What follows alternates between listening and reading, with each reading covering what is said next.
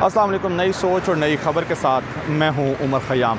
नाज़रीन, आज एक जुम्मा है और जुम्मा पाकिस्तान की सियासी तारीख़ में उसकी बड़ी अहमियत है। जिस तरह माजी में हमने देखा कि बड़े अहम केसेस की जो फ़ैसले आए, रेफरेंस के फ़ैसले आए, वो जुमे को आए।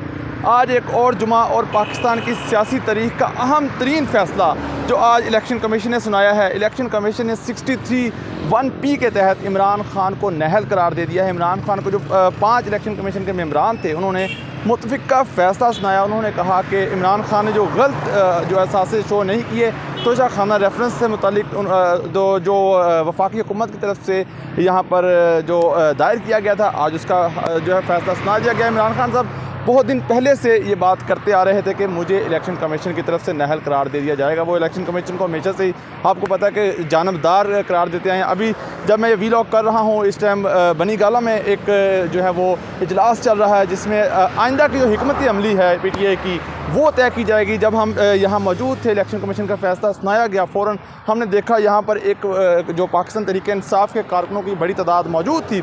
ज़ाहिर बात है वो अपने एक लीडर से मोहब्बत करने के, अपने इजहार यकजहती करने के लिए यहाँ पहुँचे हुए थे। वो अपने लीडर के हक़ में नारे लगा रहे थे। उनका हक़ बनता है एक आज़ाद मुल्क में, आप एक जमहूरी मुल्क में अपने लीडर से मोहब्बत का इजहार कर सकते हैं, उनके नारे लगा सकते हैं, और वो वही करते हुए नज़र आ रहे थे।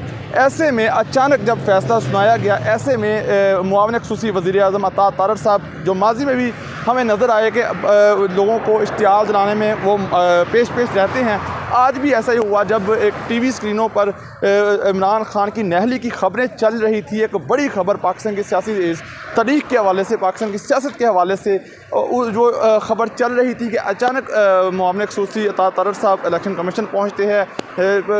हमारी कुछ लोगों से बात हुई, उन्होंने कहा जी अता तारर ने मीडिया टॉक के लिए उनको जो है वो बुला रखा था, लेकिन उसके बावजूद भी वो इलेक्शन कमीशन के बाहर आए, जिससे कारकुनों में इश्तियाल आया। लोग चोड़ चोड़ के नारे उनके ख़िलाफ़ लगाना शुरू हुए। इसी दौरान जो बड़ी तादाद में यहाँ पर जो कारकुन थे वो पहुँचे, और उनके जो सामने जो सिक्योरिटी एहलकार थे, इस्लामाबाद पुलिस थी, FC एहलकार थे, रेंजर एहलकार थे, उनके दरमियान जो है वो एक तकरार हुई। और इसी दौरान एक अफसोसनाक वाक़या पेश आया जब एक MNA साहब, पाकिस्तान तहरीक-ए-इंसाफ़ के मान से रखे, वो यहाँ पर पहुँचे और उन्होंने भी पाकिस्तान तहरीक-ए-इंसाफ़ के कारकुनों के साथ मिलकर नारेबाजी की। तो इसी दौरान उनको गिरफ़्तार करने की कोशिश की गई। उसी दौरान जो उनके उस MNA साहब के जो गनमैन थे, उनसे जो है वो गोली चली। जो उनको इस्लामाबाद पुलिस ने, जो सिक्योरिटी एहलकार वहाँ खड़े थे, उनकी तरफ से उस MNA के गार्ड को गिरफ़्तार किया गया।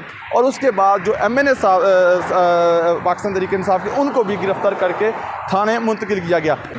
अच्छा, अब ये मामला हो चुका। अब जिस तरह मैंने अपने व्लॉग में शुरू में बात की कि इस्लामाबाद बनी गाला में एक इजलास चल रहा है इमरान खान की ज़ेर सदारत, उसमें आइंदा की हिकमत अमली तय की जाएगी कि इसको कहाँ किस प्लेटफार्म पर चैलेंज किया गया। इस्लामाबाद हाई कोर्ट में चैलेंज किया गया। बहरहाल जब मैं ये व्लॉग कर रहा हूँ, ये भी साथ साथ बताता चलूँ कि फैज़ाबाद के मुकाम पर जो कारकुनों की बड़ी तादाद है वो पहुँच चुकी है। जो वहाँ पर पुलिस के साथ जो है वो हाथापाई के जो ख़बरें वो भी सामने आ रही हैं, और मुल्क भर में भी एक एहतजाज की जो कॉल दी जा चुकी है। जो हमारी कुछ यहाँ पे पाकिस्तान तहरीक-ए-इंसाफ़ के जो रहनुमाओं से बात है, उन्होंने भी कहा कि आज लग पता जाएगा, आज जो है वो बड़ी तादाद में जो इमरान खान के चाहने वाले हैं वो बाहर निकलेंगे और इमरान खान से इजहार यकजहती करेंगे। बहरहाल अब तक की जो सिचुएशन है वो मैंने आपके साथ शेयर की।